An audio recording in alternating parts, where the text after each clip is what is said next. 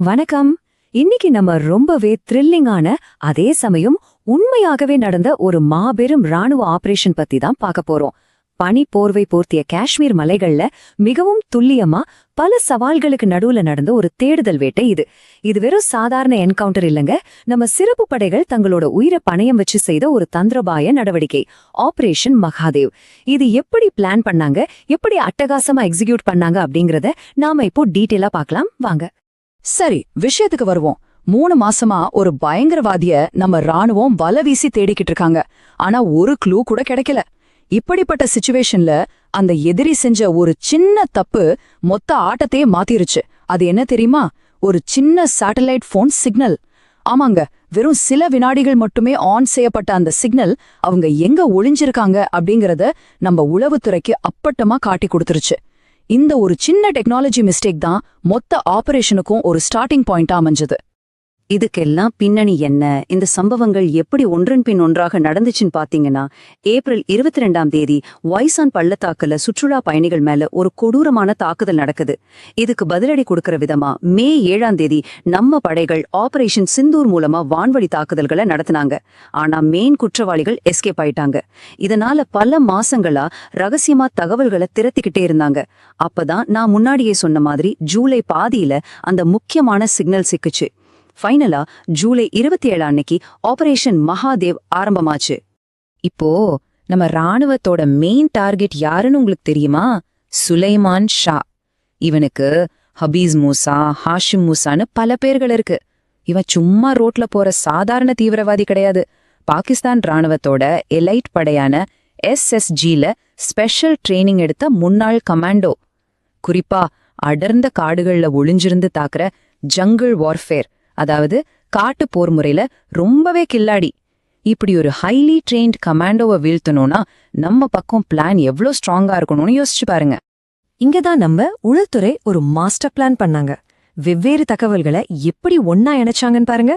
முதல்ல signal intelligence மூலமா அந்த சேட்டலைட் போன் சிக்னலை புடிச்சாங்க. அப்புறம் அதை ட்ரையாங்குலேஷன் பண்ணி தாச்சிகாம் தேசிய பூங்கால 3000 மீட்டர் உயரத்துல இருக்கிற லிட்வாஸ் காடுகள்ல அவங்க பதுங்கிருக்காங்கன்னு கண்டுபிடிச்சாங்க. ஆனா இது மட்டுமே பத்தாதுல்ல. அப்பதான் அங்க ஆடு மேய்க்கிற பக்ரவால் மக்கள் கிட்ட இருந்து ஒரு சூப்பர் இன்ஃபர்மேஷன் வருது. ஒரு குகை கிட்ட சம்பந்தமே இல்லாத 3 மர்ம நபர்கள் ஆயுதத்தோடு சுத்துறதா சொன்னாங்க. டெக்னாலஜி பிளஸ் லோக்கல் இன்ஃபர்மேஷன், இது ஒரு பெர்ஃபெக்ட் காம்பினேஷன். லொகேஷன் கன்ஃபார்ம் ஆன உடனே நம்ம ஆளுங்க சும்மா இருப்பாங்களா? உடனே ஒரு பவர்ஃபுல்லான ஜாயிண்ட் டாஸ்க் ஃபோர்ஸை உருவாக்குனாங்க. இதுல நம்ம 4 பேரா ஸ்பெஷல் ஃபோர்ஸ், ஜம்மு காஷ்மீர் போலீஸோட SOG டீம், அப்புறம் CRPF ஓட விரைவு அதிரடிப்படை எல்லாரும் இணைஞ்சாங்க. ஜூலை 16லிருந்து 31க்குள்ள இவங்கள தேடி அழிக்கணும் அப்படிங்கிறது தான் மிஷன். 3000 மீட்டர் உயரம், அடர்ந்த காடு, கடுமையான மழை, இந்த மாதிரி ஒரு எக்ஸ்ட்ரீமான கண்டிஷன்ல தான் நம்ம கமாண்டோஸ் களத்துல இறங்குனாங்க. இந்த இடத்துல அவங்க யூஸ் பண்ண தந்திரம் ரொம்பவே பிரில்லியண்டானது. ராணுவத்துல இத ஹேமர் அண்ட் அன்வில், அதாவது சுத்தியல் மற்றும் பட்டறிக்கல் தந்திரம்னு சொல்லுவாங்க. மொத்தப்படியும் 2ஆ பிரிச்சாங்க.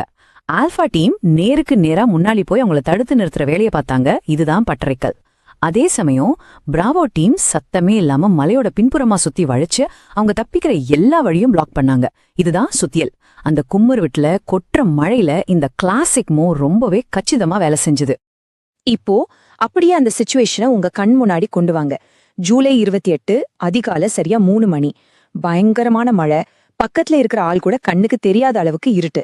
இந்த சிச்சுவேஷன்ல நம்ம 4 பேரா கமாண்டோஸ் தெர்மல் இமேஜிங் கேமராவை வச்சு வெறும் 700 மீட்டர் தூரத்துல 3 பேரோட உடல் வெப்பத்தை கண்டுபிடிக்கிறாங்க. அதுல 2 பேர் தூங்கிட்டு இருக்காங்க. யாசில் அப்படிங்கிற ஒருத்தன் மட்டும் துப்பாக்கியோட காவலுக்கு முடிச்சுக்கிட்டு இருக்கான். ஒரு சின்ன சத்தம் கேட்டா கூட மொத்த பிளானும் கொலாப்ஸ் ஆயிடும். அப்படி ஒரு டென்ஷனான நிலைமை அது. அந்த அமைதியான ஆனா ரொம்பவே ஆபத்தான தருணத்துல கமாண்டோ மேஜர் விக்ரம் கிட்ட இருந்து ரேடியோல ஒரு மெசேஜ் ஹெட் குவார்ட்டர்ஸ்க்கு பாஸ் ஆகுது. Contact establish, target in sight. அதாவது இலக்கு நம்ம பார்வைத்துல இருக்குன்னு அர்த்தம். இப்போ இவங்க முன்னாடி இருக்கிற பெரிய சவால் என்னன்னா, துப்பாக்கியால சுட ஆரம்பிச்சா அந்த சத்தம் கேட்டு தூங்குற 2 பேரும் உஷாராயிடுவாங்க. அந்த ஒரே ஒரு ஷாட் நம்மளோட மொத்த சர்ப்ரைஸ் அட்டாக்கையும் காலி பண்ணிடும். அதனால ரொம்பவே உஷாரா செயல்பட வேண்டிய கட்டாயத்துல அவங்க இருந்தாங்க. நேரம் சரியா அதிகாலை 3:45. காவலுக்கு இருந்த அந்த யாசிர் ஒரு சின்ன தப்பு பண்றான். இருட்டுல சிகரெட் குடிக்கிறதுக்காக லைட்டர் ஆன் பண்றான். அந்த லைட்டரோட வெளிச்சத்துல அவனோட முகம் ஸ்னைப்பருக்கு பளிச்சுன்னு தெரியுது. அந்த வினாடிய கொஞ்சம் கூட மிஸ் பண்ணாத மேஜர் விக்ரம் உடனே கொடுத்த அந்த கோட் வேர்ட் தான் ஹர் ஹர் மகாதேவ். இந்த சிக்னல் கிடைச்ச அடுத்த செகண்ட் ஸ்னைப்பர் துப்பாக்கியிலிருந்து சீறி பாஞ்ச ஒரு சைலன்சர் தோட்டா காவலாளிய எந்த சத்தமும் இல்லாம அங்கேயே சாய்த்துச்சு. ஆனா அந்த காவலாளி கீழே விழுந்த சத்தத்துல தூங்கிட்டு இருந்த சுலைமான் ஷாவும் அபு ஹம்சாவும் டக்குன்னு முழிச்சுக்கிட்டாங்க. உடனே 2 பக்கமும் பயங்கரமான துப்பாக்கிச் சூடு ஆரம்பிச்சது. இங்கதான் நம்ம படைகள் கிராஸ் ஃபயர், அதாவது குறுக்குச்சூடு தந்திரத்தை அட்டகாசமா யூஸ் பண்ணாங்க. மலையோட மேலே இருந்த பிராவோ டீமும் கீழே இருந்த ஆல்பா டீமும் ஒரே நேரத்துல சுட ஆரம்பிச்சாங்க. தப்பிச்சு ஓடலான்னு ட்ரை பண்ண அபு ஹம்சா இந்த 2 பக்கத்து தோட்டாக்களுக்கும் நடுவுல மாட்டிக்கிட்டு அங்கேயே சுருண்டு விழுந்தான். அவனால கவர் எடுக்கவே முடியல. இப்போ பேலன்ஸ் இருக்கிறது அந்த மாஸ்டர் மைண்ட் சுலைமான் ஷா மட்டும்தான். அவன் சாதாரண ஆள் இல்லல்ல. உடனே ஒரு பெரிய பாறைக்கு பின்னாடி பாதுகாப்பா கவர் எடுத்துக்கிட்டு நம்ம ராணுவத்தை நோக்கி வெறித்தனமா சுட ஆரம்பிச்சான். அவனை அங்கிருந்து வெளியே கொண்டு வர நம்ம கமாண்டோஸ் ஒரு ஸ்பெஷலான ஆயுதத்தை யூஸ் பண்ணாங்க. அதுதான் UBGL, under barrel grenade launcher. துப்பாக்கியோட அடியில பொருத்தப்பட்டிருக்கிற இந்த லான்ச்சர் மூலமா சுலைமான் ஒளிஞ்சிருந்த அந்த பாறையை நோக்கி ரொம்பவே துல்லியமா ஒரு கிரனேட் குண்டை வீசினாங்க. இப்ப ரொம்ப முக்கியமான பாயிண்ட்டுக்கு வரும். சுலைமான் ஷாவை உசுரோடு பிடிக்கிறது ரொம்பவே ரிஸ்க். அதனால நம்ம ஆளுங்க சப்ரஸிங் ஃபயர் டெக்னிக்க கையில் எடுத்தாங்க. அதாவது எதிரிய தலைய கூட தூக்க விடாத அளவுக்கு தொடர்ந்து சரமாரியா சுட்டுக்கிட்டே இருக்கிறது. இதனால எதிரியால நம்மள பார்க்கவோ திருப்பி சுடவும் முடியாது. இந்த கேப்பை யூஸ் பண்ணிக்கிட்டு நம்ம கமாண்டோக்கள் 2 பேர் தரையோட தரையா ஊர்ந்து போய் சுலைமானுக்கு வெறும் 10 மீட்டர் பக்கத்துல யாருக்கும் தெரியாம பொசிஷன் எடுத்தாங்க. சுலைமான் பக்கத்துல போன நம்ம கமாண்டோஸ் ரொம்பவே தைரியமான ஆனா அதிபயங்கரமான ஒரு தந்திரத்தை யூஸ் பண்ணாங்க. அதுக்கு பேர் தான் குக்கிங் ஆஃப்.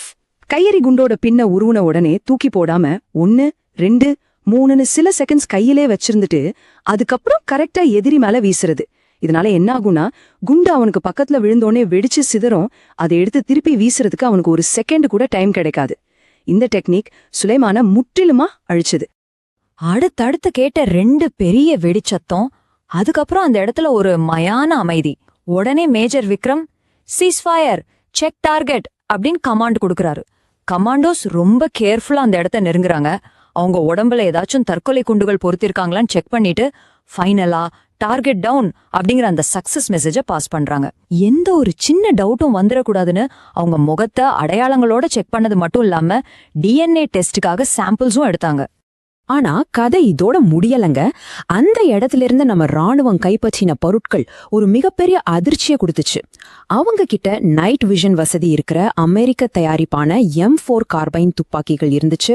அப்புறம் சேட்டலைட் போன்கள், அட்வான்ஸ்ட் மேப்ஸ், இதெல்லாம் தவிர சண்டையில அடிபட்டா வலிய உணராம தொடர்ந்து சுடுறதுக்கான போர்க்கால ஊக்க மருந்துகள், அதாவது காம்பேட் ஸ்டிமுலன்ஸ் இருந்துச்சு.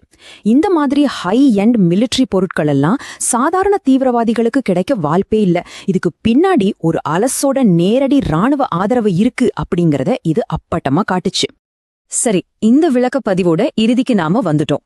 ஆபரேஷன் மகாதேவ் நமக்கு உணர்த்துற ஒரு முக்கியமான விஷயம் என்னன்னா, இப்பெல்லாம் நம்ம எல்லை பாதுகாப்பு ரொம்பவே காம்ப்ளெக்ஸ் ஆகிடுச்சு. ஒரு பக்கம் ஒரு நாடே சப்போர்ட் பண்ணி கொடுக்கிற அதிநவீன ஆயுதங்கள், இன்னொரு பக்கம் 3000 மீட்டர் உயரத்துல அடர்ந்த காடுகள்ல நடக்கிற போர் முறைகள். இது 2 சேரும்போது ஃபியூச்சர்ல நம்ம உளவுத்துறையும் ராணுவமும் எந்த அளவுக்கு அட்வான்ஸ்டா இருக்கணும்னு ஒரு பெரிய கேள்வியை இதை நமக்கு முன்னாடி வைக்குது. இத பத்தி நீங்க என்ன நினைக்கிறீங்க? யோசிச்சு பாருங்க. மீண்டும் ஒரு சுவாரஸ்யமான தகவலோட சந்திக்கலாம்.